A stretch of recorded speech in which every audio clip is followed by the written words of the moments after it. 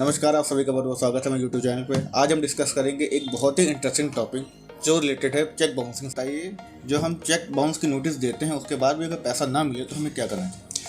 देखिए, ऐसा है कि चेक बाउंसिंग की नोटिस अगर आपने भेजी है उसके बाद भी अगर आपको पैसा नहीं मिल रहा है जी, तो आपके पास माध्यम ये है कि आप एक परिवाद लेके जाएंगे न्यायालय के समक्ष। ठीक है। उसमें आप सारी बातें लिखते हुए आएंगे। तो आपने पैसा दिया था, क्यों आपको चेक मिली है और आपने नोटिस भेजी है, सही एड्रेस पे भेजी है, ये सारी चीज़ें आप लिखते हुए एक परिवाद पत्र न्यायालय के समक्ष दाखिल करेंगे। ठीक है। उसके बाद न्यायालय उस पर आगे की कार्रवाई करेगा, सुनवाई करेगा और जो विपक्षी पार्टी है उसको तलब करता है। ठीक है। तो ये सर्वप्रथम कार्रवाई ये होती है।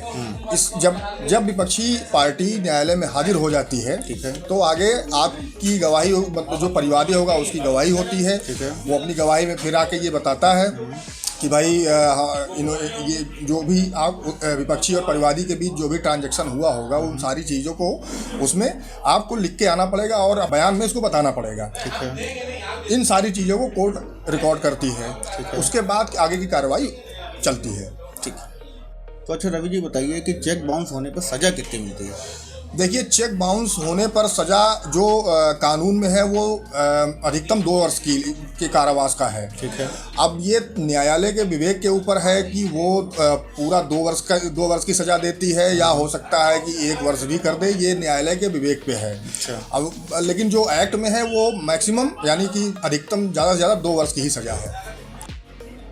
तो रवि जी बताइए, चेक बाउंस होने पर जुर्माना कितना होता है? इसको थोड़ा विस्तार में बता दीजिए। देखिए, चेक बाउंस होने पर जो जुर्माना होता है, पहले तो ये समझ लीजिए कि जो चेक का अमाउंट है प्लस कोर्ट ये करती है कि कभी कभी ये भी होता है कि कोर्ट चेक के अमाउंट से डबल जुर्माना भी कर देती है। ठीक है। और ये भी होता है कि जो आजकल हम लोग देख रहे हैं न्यायालयों में कि उसमें जो सेविंग अकाउंट का जो बैंक ब्याज देती है वो ब्याज प्लस चेक का अमाउंट जब से आपने मुकदमा कोर्ट में दाखिल कर रखा है जो ब्याज तब से जुड़ता है। यानी कि आपने मान लीजिए कि 2019 में मुकदमा दाखिल किया, इस समय 2023 चल रहा है। ठीक है। तो उस डेट से ब्याज आपका जुड़ेगा। अब जो चेक अमाउंट है उस पर 7%, 9% या जो भी सेविंग अकाउंट में बैंक दे रही होगी इस समय, वो प्रेजेंट टाइम का ब्याज जोड़ के आपको मिलेगा। प्लस जो आपका मुकदमे में खर्चा हुआ है, जैसे कि आपने मुकदमे को दाखिल करने में टाइपिंग में या जो भी है अधिवक्ता की फीस है, पैरवी करने में जो भी खर्चा आपने किया है, वो सारे खर्चे कोर्ट जोड़ के आपको दिलाती है। ठीक है। अब ये कोर्ट के ऊपर है कि वो आप, और कभी कभी ये भी होता है कि कुछ कोर्टें हैं जो डबल जुर्माना भी कर सकती हैं, और ये एक्ट में भी दिया हुआ है कि कोर्ट चाहे तो चेक अमाउंट का, जैसे मान लीजिए कि 1 लाख रुपए है तो कोर्ट जब जुर्माना लास्ट में जब सजा करती है तो जुर्माने के तौर पर वो 2 लाख भी कर सकती है कि आप 2 लाख रुपया दीजिए। और कोर्ट ये भी कर सकती है कि भाई 1 लाख रुपए है तो उस पर 7%, 9% ब्याज लगाती है। ये तो कोर्ट के ऊपर है और कोर्ट अपने विवेक के हिसाब से ही जुर्माना लगाती है।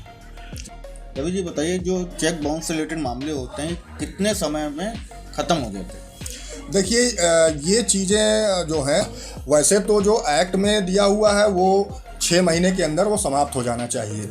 लेकिन हमारे सामने, न्यायालय के सामने जो दिक्कतें आ रही हैं कि मुकदमों का बोझ लगातार बढ़ता जा रहा है, तो ऐसी स्थिति में मुकदमों को 6 महीने के अंदर डिस्पोज करवाना या ख़त्म कर पाना संभव नहीं हो पा रहा है न्यायालय के लिए, क्योंकि पेंडेंसी इतनी ज़्यादा हो रही है।